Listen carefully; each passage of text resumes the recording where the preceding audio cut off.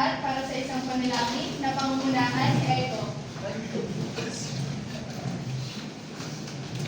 Okay. Hindi po aking mga sino. Lagi na presensya natin Panginoon, maraming po salamat na kami yung kini po ay makarating kami ng naligtas. Panginoon, gabayan niyo po ang maganda mo ngayon. Sana po ay meron kami matututunan sa kanya. In Jesus' name, Amen. Amen. Yan, okay, magandang buhay sa Outside TV. Magandang buhay din po! Bago kayo magsiupo, tignan nyo muna ang ilalim ng inyong mga upuan kung may kalat, kung mayroon pulutin at kung wala naman ay maaari na ang magsiupo. Mr. Norio, maaari mo pong malaman kung mayroon giban sa klase ngayong araw? Kinagagala ko pong sabihin na walang iba sa klase natin ngayong araw. Okay, thank you. Nagagalak si Ma'am no, na malaman na wala tayong liban sa klase ngayong araw. Talaga namang lahat kayo ay makakasabay sa ating aralin. Pero bago yun, class, meron akong ihandang isang panuntunan na dapat niyong sundin. So, kailangan kayo ay laging maging mabuti. Alam ko na.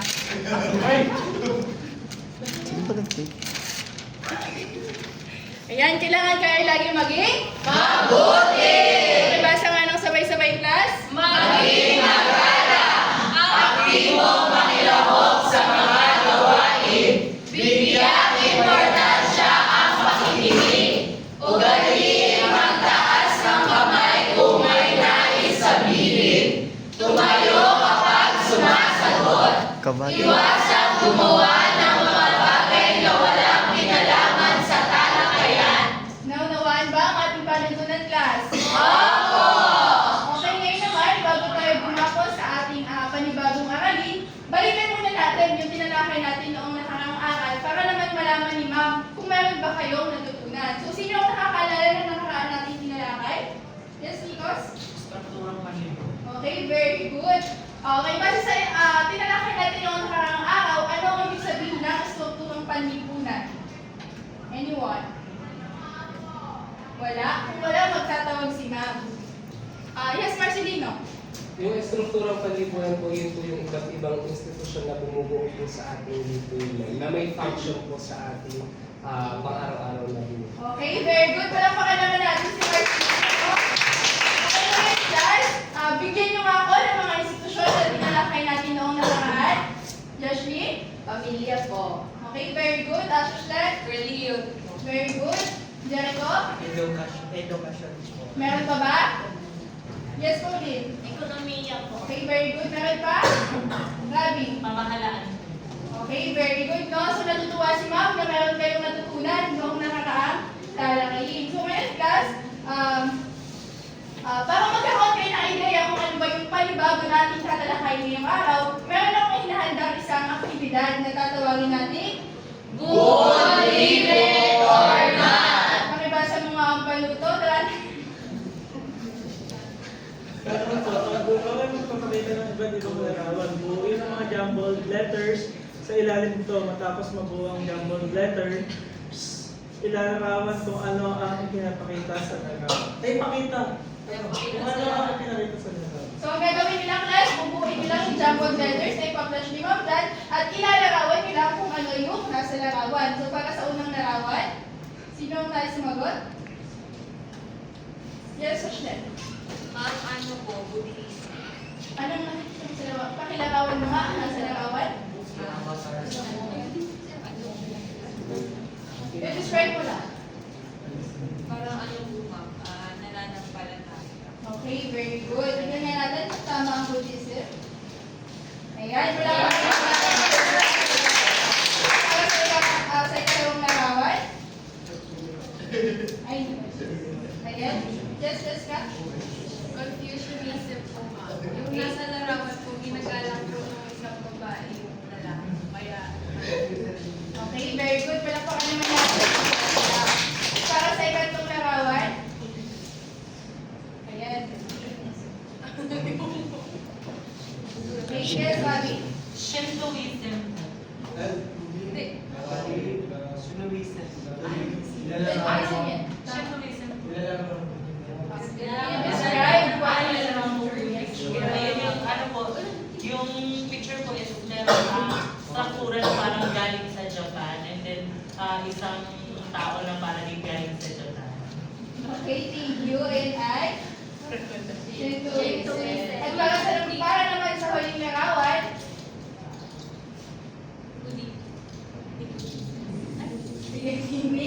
Ano po, Hinduism. Yung nasa larawan naman po, ay makikita natin na yung Diyos nila si Siddhartha Gautama. Si Brahma. okay. So ngayon, tingnan muna natin kung tama ba ang sagot nila. Ayan, palakpakan naman natin si So ngayon guys, base sa mga jumble words na, jumble letters na nabubuno, ano kaya ang mahihinuhan mo? Tungkol saan kaya ang tatalakay natin ngayong araw? Joshny. Siguro po may patungkol po sa iba't ibang relihiyon po na meron po. Okay, very good. So, ang tatalakay natin ngayong araw ay ang relihiyon at ba't iba? Paniniwala. Maaari bang pakibasa mo ang layunin? Jericho?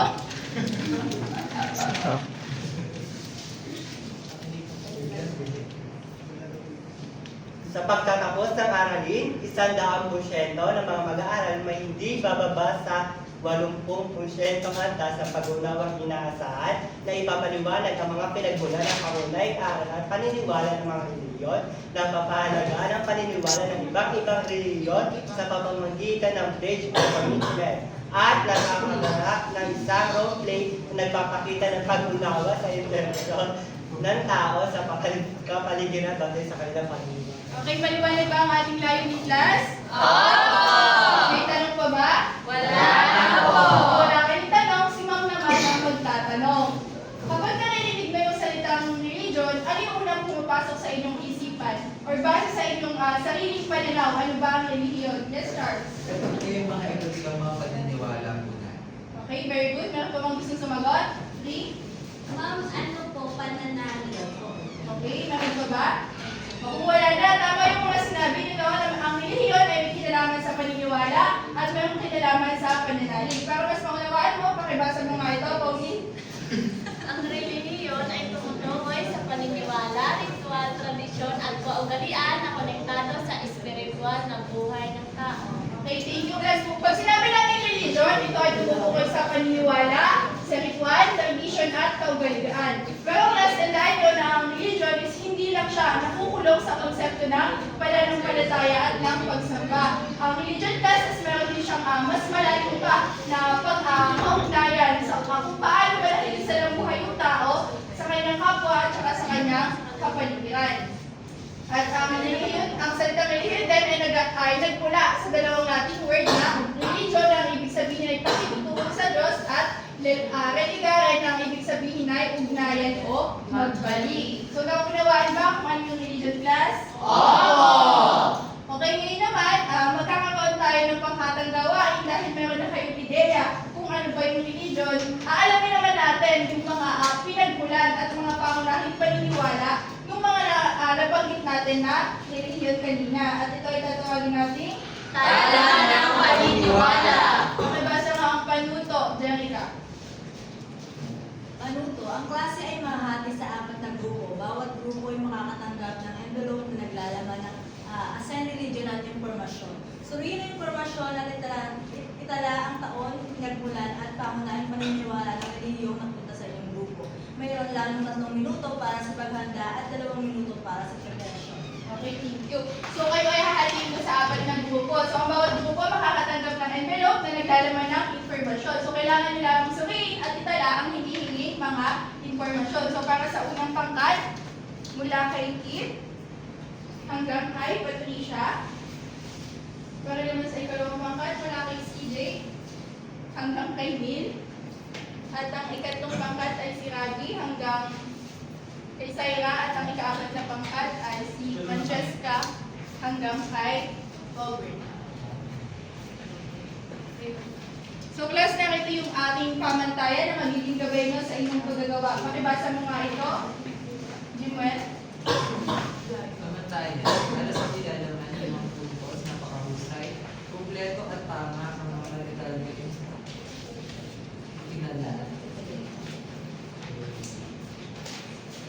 4 ng puntos mahusay, may kaunting kakulangan sa detalye na tinala. 3 puntos na kailangan ng pagsasanay, hindi kumpleto at may mayroong mga detalyeng dinala. Presentasyon, malinaw at maayos na naipresenta at nasunod ng oras. May konting kalabuan at tumagpas sa oras ang presentasyon. Hindi malinaw at magulo ang presentasyon at tumagpas sa oras. Kooperasyon, lahat ng miyembro ay aktibong nakikibahagi. Ilang miyembro lamang ang nakibahagi. 2 hanggang 3 miyembro lamang ang nakibahagi. Kabuang tumpos, 15. Di malinaw ba ang ating pamantayan, class? Oo! Kung gayon, maaari na kayo magsimula at ang 3 minuto ay magsisimula na.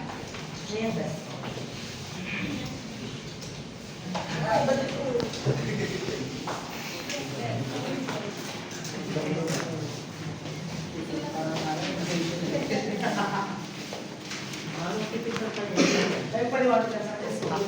Sa unang box, yung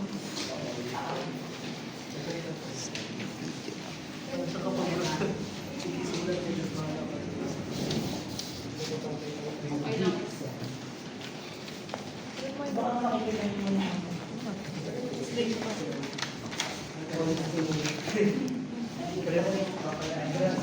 grabe yung mga sa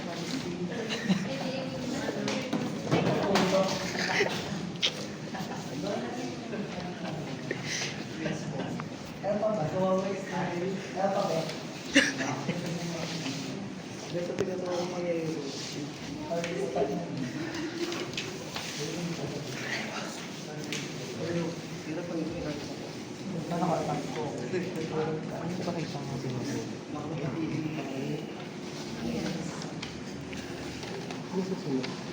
Tagapagtatag. Si Confucius or si Confucius. Guys, meron na lang kayo 1 minuto at 41 segundo.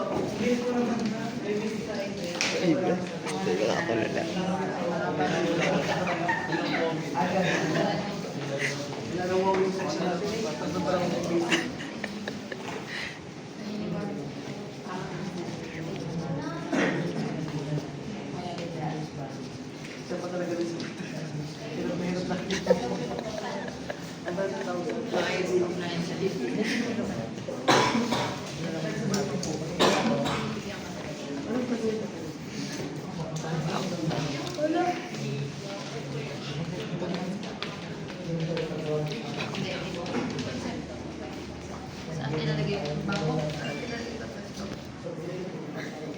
Lagyan mo ng half.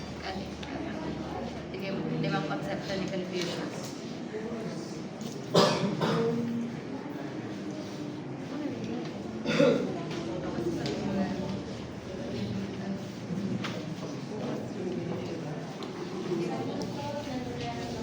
Guys, meron na lamang kayo 30 seconds. yung remote.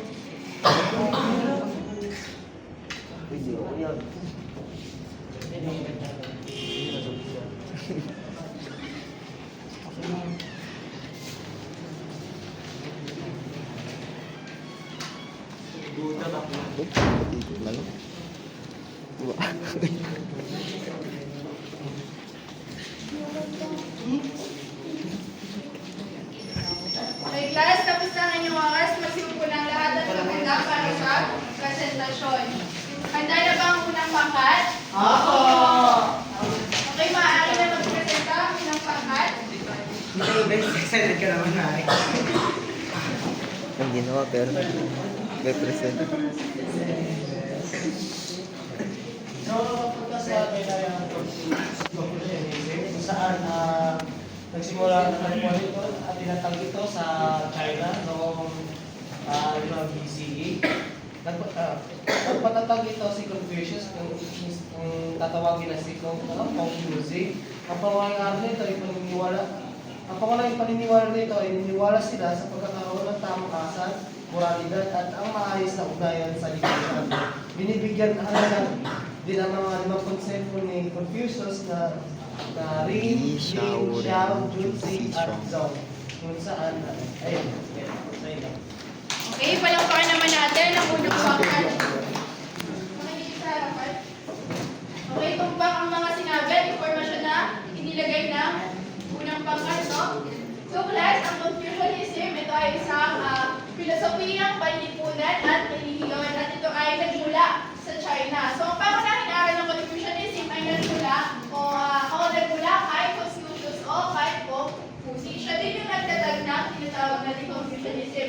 So, dito, ang mga pangunahing aral dito sa Confucianism is nakasentro siya sa tamang asal, moralidad, respeto at edukasyon. And meron ditong 5 pangunahing konsepto. So, ang una is yung red. Ang konsepto ng red ay ang pagiging mabuti or pagiging makatao. So, dito sa red, pinapakita yung paggalang at saka yung pagmamahal sa kapwa. Well, sa linawan, ito naman ay tutukoy sa moralidad ng isang tao at sa tamang pagkilos sa anumang uri ng sitwasyon. At ang show naman ay tumutukoy sa pagpapahalaga at paggalang sa inyong mga magulang at pati na rin sa mga matatanda. At ang huli ay ang pang-apat, ang Junzi. Ang konsepto naman ng Junzi ay ang noble person. So kapag sinabi natin noble person, ito yung isang tao na mayroong mataas na antas ng moralidad at disiplina. So kapag ang isang tao ay isang Junzi, ibig sabihin, siya ay mayroong tamang asal, integridad at mayroong responsibilidad sa kanyang lipunan. So lastly is itong song. Yung song naman ay, ang konsepto naman ito is konsepto ng katapatan. Katapatan sa pamahalaan at saka sa mga namumuno sa isang bansa. So dito ay inaasahan na yung bawat mamamayan is magiging tapat sila at magkakaisa sila para sa ikabubuti ng kanilang bansa. So naunawaan ba yung Confucianism class? Oo! Kung gayon, maaari nyo magpresenta ng ikalawang pangkat.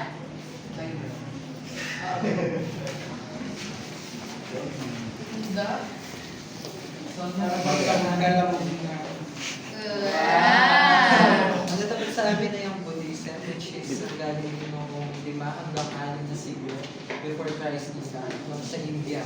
And ang tagapagtatag nito is si Siddhartha Gautama o mas kilala natin as Buddha. And ang kaunahing aral nito ay ang isa na dito yung Four Noble Truths, which is yung the truth of suffering, which is dukkha. Life is characterized by suffering, dissatisfaction, and unease. Ibig sabihin, ito yung mga paghihirap ng isang tao. And sumudaya, which is the cause of suffering, is craving and attachment to pleasures, and the illusion of the permanent self. Ibig sabihin, ito yung lust o yung kasalanan ng isang tao. And which is the isa pa dito yung nirodha. It is possible to end suffering by eliminating craving and attachment. Matitigilan daw natin yung lahat ng mga nabanggit ko kanina by pagtanggal ng mga pag-crave ng mga yon and mga pag-attach doon. And lastly, the truth of the path of the cessation of suffering o maga. The way to end suffering is by following the Noble Eightfold Path. And naniniwala din ang Buddhism sa may karma and doon sa may reincarnation. So, yun lang. Okay, thank you. Palakpakan naman natin. Okay, so tama yung sinabi ng ikalawang grupo, no, na ang Buddhism ay nagmula sa India at ito ay initam ni Siddhartha Gautama o mas kilala natin bilang si Buddha. So ito yung picture niya. So si Buddha ay lalaki siya, no, mukha lang siyang babae dahil sa kanyang buhok. At ang pangunahing layunin dito sa Buddhism is makalaya sila sa mga pagpapahirap o sa pagdurusa na kanilang nararanasan, which is sa pamamagitan ng pag-unawa nila sa mga dahilan kung bakit ba sila nagdurusa o nakakaranas ng kalungkutan. So dito meron silang tinatawag na nirvana. So yung nirvana, ito ay ang pinakamataas na antas ng kalayaan ng isip ng isang tao. So kapag ang isang tao ay namatay at nakamit niya na yung tinatawag na nirvana, hindi na siya mare-reincarnate, no? At isa pa sa Buddhism, may tinatawag din sila na samsara. Ang samsara naman ay ang life cycle o yung walang katapusang pag-ikot ng buhay mula sa pinanganak ka, mamamatay ka, mare-reincarnate ka. Kapag ang isang tao ay mayroong puot, merong puot at merong pagnanasa at merong kamangmangan sa kanyang sarili, mananatili siya dito sa phase ng samsara, no? At patuloy siyang makakaranas ng pagdurusa o yung sinasabi ni Jimwell kanina na dukkha. So kapag itong tatlo na po ay patuloy na tinataglay ng isang tao, hindi siya makakaalis dito, no? So ang tanging paraan para makaalis siya dito sa samsara, kailangan niya itong alisin at kailangan niya dumaan sa tinatawag na Eightfold Path. So ito Ayan. At yung kanilang binabanggit ni Jewel, so hindi na natin papaliwanag kasi naipaliwanag din naman niya. Tapos ito yung 8-fold path na kinakailangan na pagdaanan ng isang tao baka makamit yung tinatawag nilang nirvana. So ang nilalaman yan, yung tamang pananaw, tamang hangarin, tamang pananalita, tamang gawa, kabuhayan, pagsisikap, tamang pag-iisip at pagmumuni. And sa nirvana, nasabi din kanina ng ikalawang grupo na naniniwala sila sa karma. So ang karma, ang konsepto nito, kapag ang isang tao ay mabuting ginagawa niya, ang magiging balik din sa kanya nun ay kabutihan. Yun yung tinatawag natin na good karma. Kapag naman ang isang tao ay masama, syempre, ang babalik din sa kanya ay kasalanan. Yan naman yung tinatawag natin na bad karma. And also, naniniwala din sila sa reincarnation. So, very familiar naman na tayo dito. So, sa reincarnation, sinasabi na kapag ang isang tao daw ay namatay, yung kaluluwa niya, mananatili lang yun. Lilipat lang yun sa ibang tao, batay sa kanyang karma, no? So, kung ikaw ay nabubuhay ka, mabuti ka, at malilipat yung kaluluwa mo, syempre, ang dadanasin mo, magandang buhay din. Pero kung sobrang sama naman na talaga ng ugali mo, pag ikaw ay na-reincarnate, syempre, ang dadanasin mo ay hindi maayos na heart. Yeah. And last thing is yung meditation. So sa meditation naman, nakatuon naman siya sa pag-iisip. So dito, pinag-aaralan yung pag-unawa sa mga kamalian na nagawa mo sa buhay. Kung baga, nag-reflect ka sa mga ginawa mo. So naunawaan ba ang isip? Kasi katapang at maaari kayo magpresenta. Karma. Reflect. Ano yan? Ang susunod na pangkat ay change the basic. Kanina ka.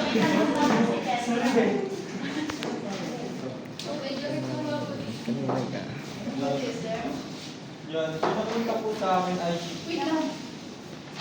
So sa Buddhism, wala silang, meron silang Diyos. Oo, meron. Meron silang Diyos sa Buddhism. Si Buddha. Si Siddhartha siya. Okay, maaari lang presenta yung pangatlong grupo.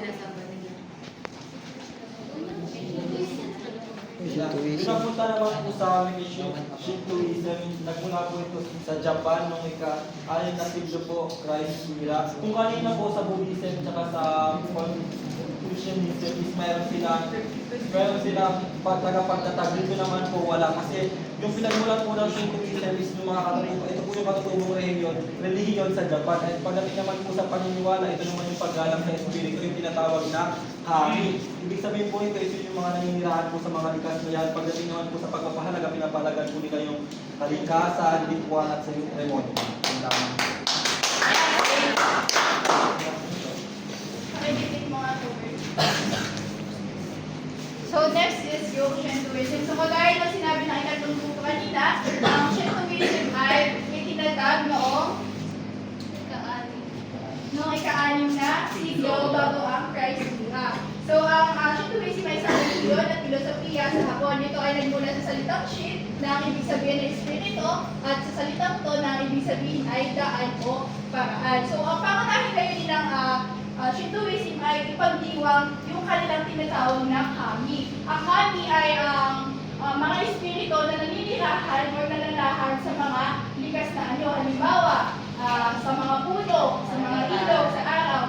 And then, dito sa Shintoism, meron silang 5 pangunahing prinsipyo. So number 1 is yung pagpapahalaga sa kalikasan. So dahil naniniwala sila na ang mga banal na espiritu ay nananahan sa kalikasan, syempre pinapahalagahan nila kung ano yung meron sila, yung kalikasan.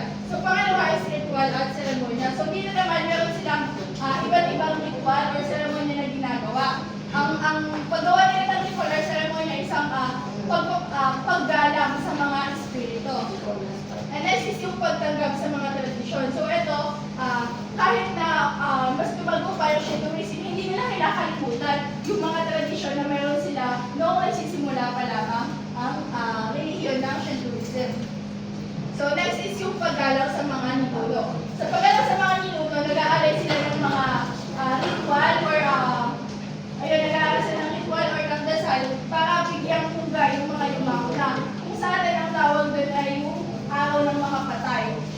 nila, ito na yung tawag yung paggalang sa mga ninuno. And last na yung nationalismo. So sa history ng Japan, ang nationalism, ginamit siya bilang kasangkapan during the World War II. So ginamit siya para gisingin yung pagiging makabayan ng mga tao at para na rin maging makilala yung identity ng Japan. So maliwanag ba yung tuwing class? Opo! Okay, maaari na magpresenta, ika-abal na pangkay.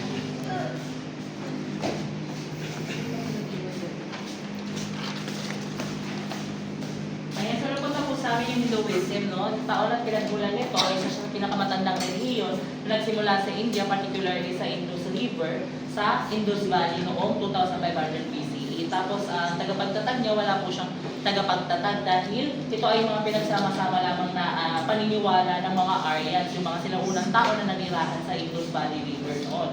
And ang pangunahing aral at paniniwala nila, naniwala sila sa maraming Diyos, si Shiva, si Vishnu, tsaka si Brahman, no? Na nagre-representa ng destruction, ng superiority and pagsibol o pagtubo ng lahat ng or creation, ayun.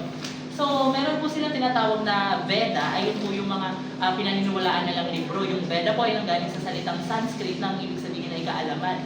Ang Veda po ay naahati pa sa apat, ang Rig Veda, Sama Veda, Yajur Veda at Atharva Veda na nilalaman ng iba't ibang paniniwala at ritual ng Hinduism. Kaya naman ang huling pangkat, no, nasabi na nila lahat ng ipapaliwanag ni Ma'am. So, ayan, kaya na sinabi nila ang Hinduism ay isa sa pinakamatanda or ang sinaunang kultura, ito ay nagmula sa India. So, ang Hinduism, meron silang malalim na paniniwala, ritual, tradisyon, at maraming Diyos. So, meron, ang kaya ng sinabi nila, kanina dahil marami silang Diyos, meron silang tinatawag na, yung sinabi na kanina, si Brahma, si Vishnu, at saka si Shiva. So, ang pangunahing konsepto nito ay kagaya siya ng anong relihiyon kanina ba? Okay. So, parehas lang sila ng may karma at saka reincarnation.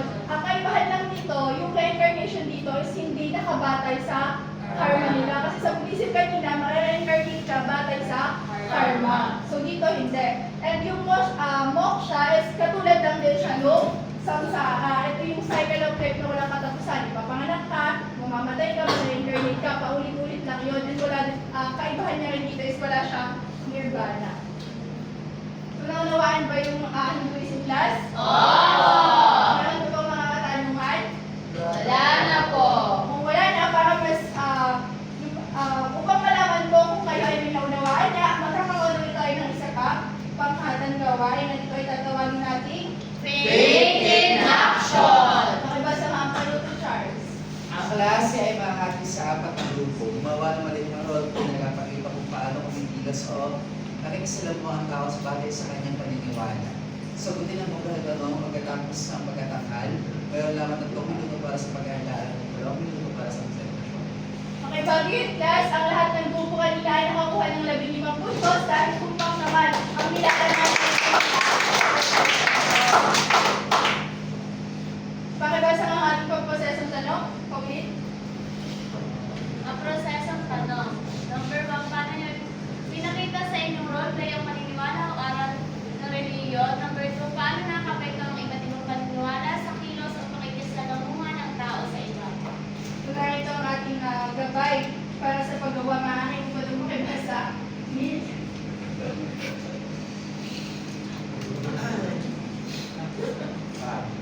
Nilalaman, malinaw na ipakita ang kaugnayan ng paniniwala sa kilos ng tao. Para sa apat na puntos na ipakita ang koneksyon, ngunit may kulong sa detalye. Nangangailangan sa pagsasabi, hindi na ipakita ang koneksyon at kulang sa detalye. Presentasyon. Maayos at malikain ang presentasyon. Malinaw ngunit kulang sa ideya sigla ang presentasyon. Hindi malinaw magulo ang dali ng presentasyon. Kooperasyon lahat ng miyembro ay nakikibahagi. Ilan lamang ang miyembro ng nakikibahagi o dalawa lang naman ang nakikibahagi. Meron na itong kapuang 15 points. So yung grupo kanina, yun lang din yung grupo ulit. At kung ano yung napuntang relihiyon sa inyo kanina, yun din yung gagawin mo. So maaari na kayong magsimula, magkatama kayo 3 minuto.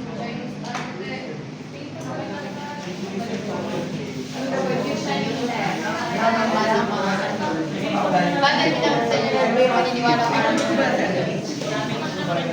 Confucianism sa akin. Yeah, short.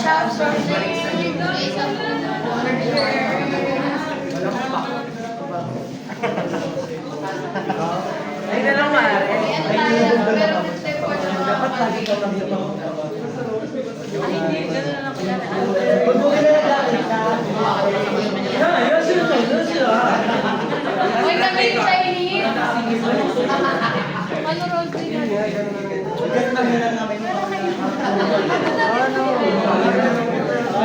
Pag nanakaw na lang. Yung karma.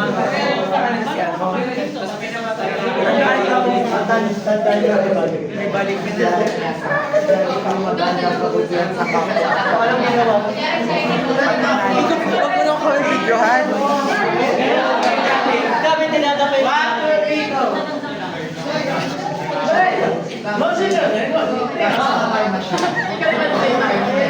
Mananakaw din naman.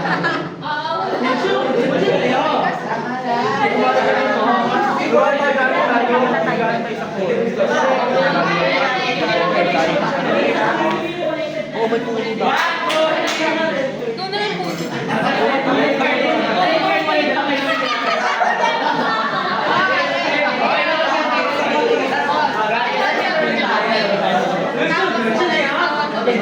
Bibalik na yun.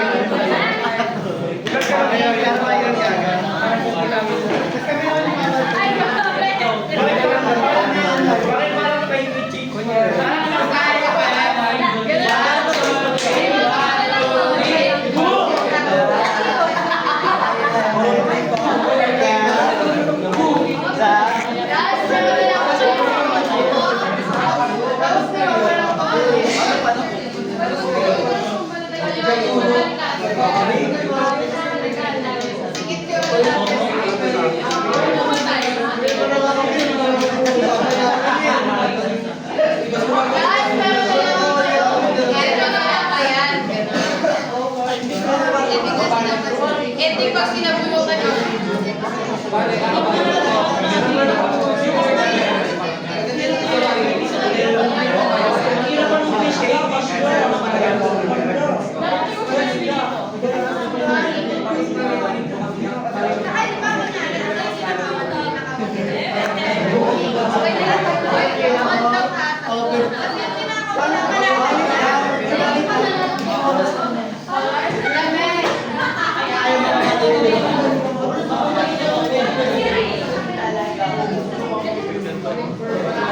Tapos na ba ang lahat, Brad?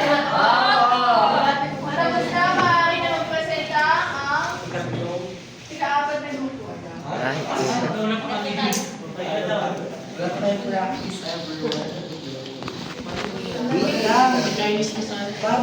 Luki, may special guest. Hindi Sara. Magnanarate na lang ako. Magnanarate na lang ako. Saan ako ba? Ito po ang presentasyon ng Group 4. Isang araw naglalakad ng magkaibigan habang may nakawanggaan. Sila magnanakaw.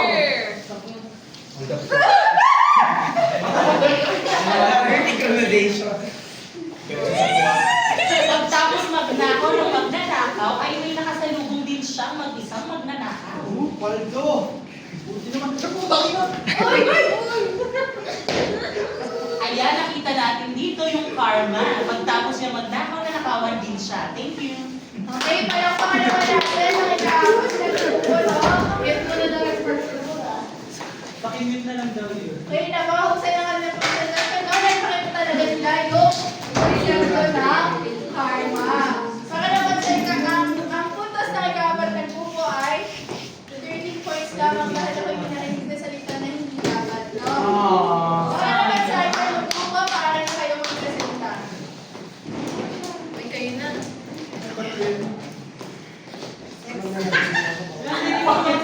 Grabe si Sex Bomb Cheche.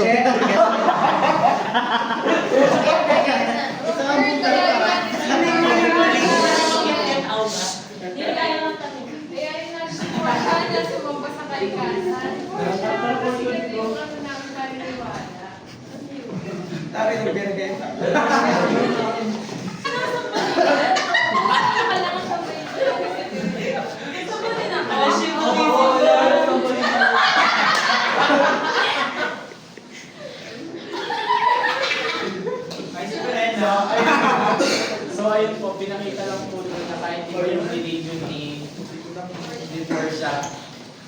ano siya, dinaraw na po rin yung paniniwala ng mga kaibigan. Okay, mahusay na, pangatang ikatong pangkat ay pakita naman nila. Ngunit bibigyan ko lamang sila ng 2 puntos dahil kulang sa kanilang kalinawan sa kanilang pinakita. Para naman sa ikalawang grupo, maaari na kayo mag-ulit sa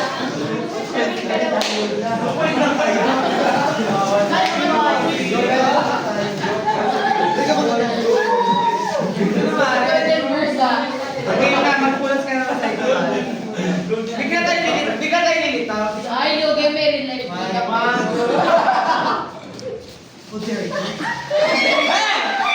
Honche na yan! Hoy, yung ginawa niyo sa kanya, ibalik niya. Matapos, akin lang si John, namatay ang nakalipusta sa kanya. Honche na yan? Honche na yan? O, tignan niyo, bumalik na.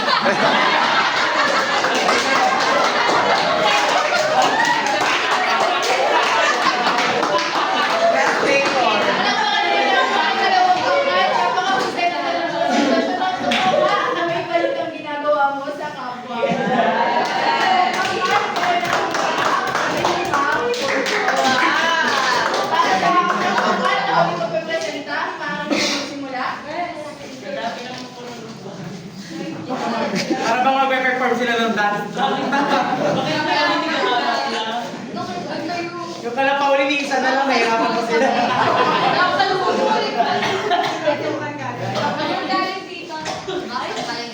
Go sa isbang. Go. 1, 2, 3, go.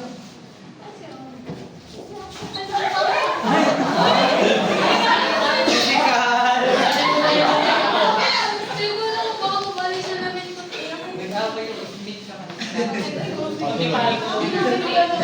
Nag-away na RPW.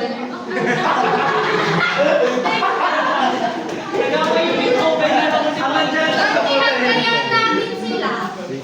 Parang gusto kong gantihan yung mga yun. Naghanap na magalit. Nag-away yung mga Jejebon. Ayon sa ating religion, ay huwag tayo sa labasan na dahil yan. Si Mark Logan, nahirapan. Tama nga. Pero kakarmahin din ng mga yan.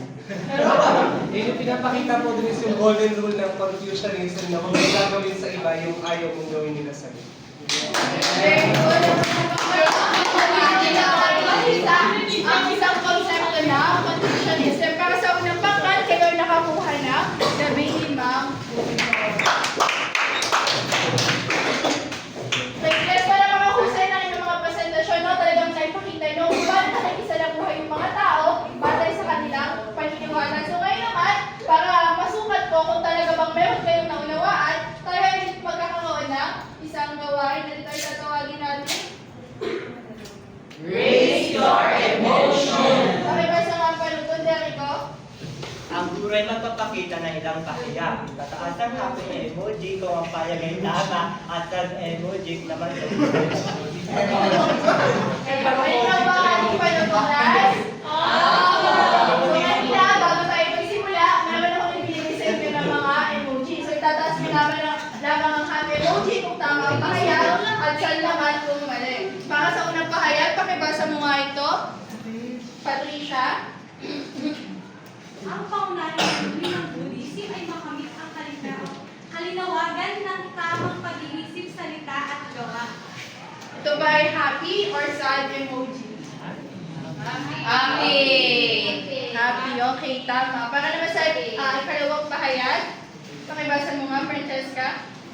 Ang Confucianism ay naniniwala sa konsepto ng kami, na ang mga Diyos ay nananahan sa mga kalikasan. Bakit sad, Jasmine? Shintoism po kasi yun, ma'am. Okay. Para sa kaming pahayag, pakibasa mo nga, Mitch. ang mga relihiyon na walang tagapagtatag ay walang saysay at walang matibay na paniniwala o agas. Bakit sad, Francesca? Kasi po, may mga relihiyon po na nagmula lang sa katutubong ng mga relihiyon, pero nananatili po itong matibay at may aral. Okay, very good, no? So, guys, so gusto ko yung mga natutunan nyo ay pahalagahan nyo at isabuhay nyo, hindi lang sana siya manatili sa inyong mga memorya. So, inaanyayahan ko kayo lahat na tumayo para sa isang pangako.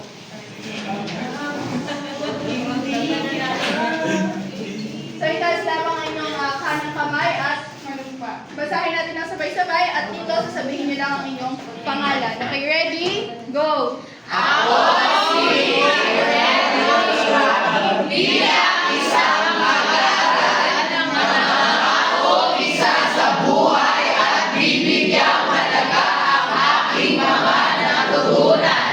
Magiging responsable, magalang at may malasakit sa kapwa tulad ng mga mag-aaral ng kabutihan.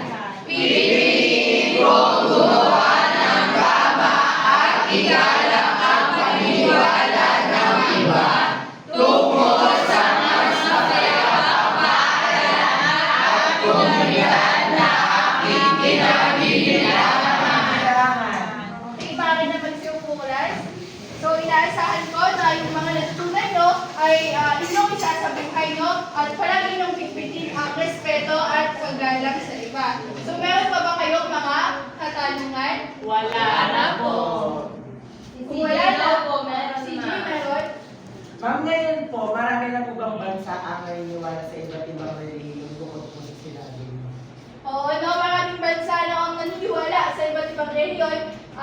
Meron mga bansa na pare-parehas sila ng paniniwala, pero meron ding bansa na magkakaiba sila ng paniniwala. So, meron pa ba ibang katanungan? Yes? Ma'am, bukod po sa mga na-discuss niyo pong mga relihiyon, ano po kaya yung ibang mga relihiyon na meron tayo? Meron tayong relihiyon ng Kristyanismo, ng Islam, meron din ang Katolisismo, tapos Francesco. Sige nga kayo yung sumagot, ano ba yung mga ibang relihiyon na meron tayo? Judaismo po. Okay, very good, Francesca. Orthodox Christianity po. Okay, Nick. Sikhism. Ano na? Animismo. Okay, very good. Meron ba? Jaya? Jainism. Okay. Ano sabi na? Meron ba, Jim? Ano tayo na? Kapag po ba ako ay Katoliko, tapos gusto ko po maging Buddhism, pwede po ba? Oo, pwede yung mga class no, na kayo ay magpalit ng relihiyon dahil sa ating constitution is hindi naman pinagbabawal yung hindi po papalit ng relihiyon. Kaya kung gusto mo na magpalit ay maaari yun, no? Nasabi ba rin katanungan, sir? Bukod po ba sa pagpapakita ng respeto sa iba't ibang relihiyon na meron tayo, may iba pa po bang paraan para maipakita kung paano namin yung paggalang sa ibang relihiyon po, bukod po sa pagrespeto? Okay, meron no, pwede yung bukod sa pagrespeto at paggalang, pwede yung tanggapin kung ano yung paniniwala na meron yung iba. So sa ganun paraan, mapapakita nyo na nare-respeto nyo at ginagalang nyo yung kanilang mga relihiyon. So may mga katanungan pa ba kayo, class? Wala na po! Wala na, dito na nagtatapos ang ating talakayan.